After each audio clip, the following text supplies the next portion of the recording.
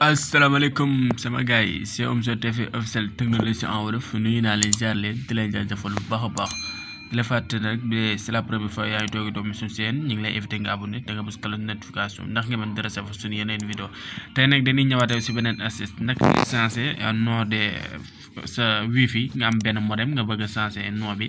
loolu lay ñëwal leen ko si lu facile quoi pour loolu duggal sa barre de recherche soo duggee sa barre de recherche nga ñëw si barre de recherche bi nga bind 192 soo bindee 192.168.1 nga def 1 nga def point nga defaat 1 nga daal def ok nga bàyyi mu recherche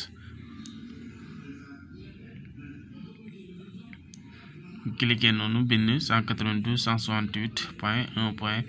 nga recherche léegi soo recherché nu patienté bàyyi mu ñëw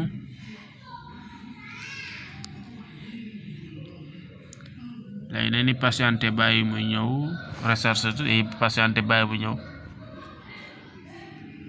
ñu dugg ci biir modem bi léegi def na loolu day dugg ci biir modem bi dee c'est la première fois ngay doo connecté ci modem bi nag bi dee modem bu bees la nag moom mot de passe bi dina yomb quoi mais bi dee configuré woon nañ ko pare tamit la même chose da ngay cliquer noonu ci kaw flèche bi noonu moo la defal nga daal di ñëw nga def ko bu la neex nga def ko mode ordinateur mais tamit bu la neexee mën nga def ci mode bi mu nekk nii quoi voilà léegi dañ koy def mode ordinateur wala ñu bàyyiwaat ko ci ni mu meloon rek saa ñu def ko mode ordinateur léegi ba tey dañuy bàyyi rek modem bi bi ko gis nga foofu ma la cliquer da ngay cliquer foofu nga def nga changer langue bi léegi ñu patienté mu ñëw ñu changer langue bi ñu dindiwaat mode ordinateur bi bu ñu cliquer mode ordinateur bi léegi man nañ ka bàyyi ci mode boobu mu nekk voilà pour mu gën a leeral léegi day ñëw cliquer langue ñu def ko français donc nga gën a mën a comprendre et bu ñu ko defee comment da ngay ñëw nga dugg configurer boo duggee configurer bi dee c'est la première fois ngay doog a dugg foofu si mot de passe bi an bi ngay def bi dee tamit def nga an bi demul nga dem si ginnaaw mode si wifi bi dee modem bu bees la nga dem si ginnaaw wifi bi di nga am benn password boobu wifi boobu ngay dugal quoi mot de passe boobu mais bi dee configurer woon nga pare ba changer mot de passe bi comme léegi ñun day ñëw dugal suñu mot de passe rek donc configurer woon nañ ko ba changer mot de passe modem bi quoi mot de passe modem bi nag bokkul ak mot de passe wifi bi xam moom ngay connecté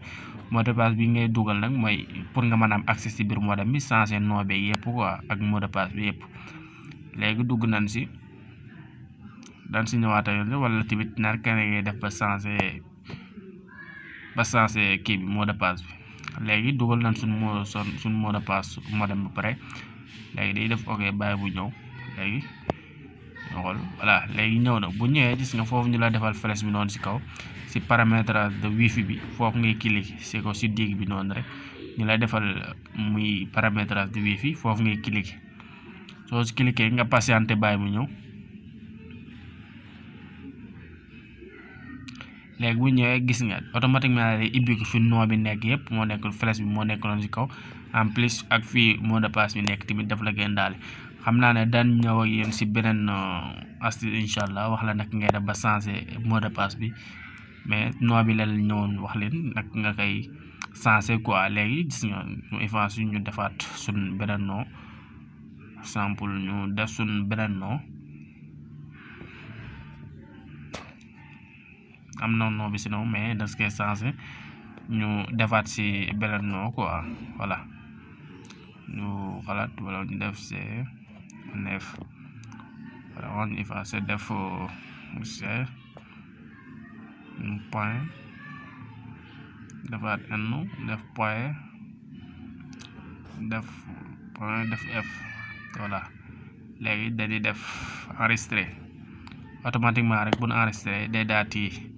configuré wu nom de wifi bi daati changé quoi au lieu mu nekk ba si nekkoon mais day daati changé wu nekk beneen quoi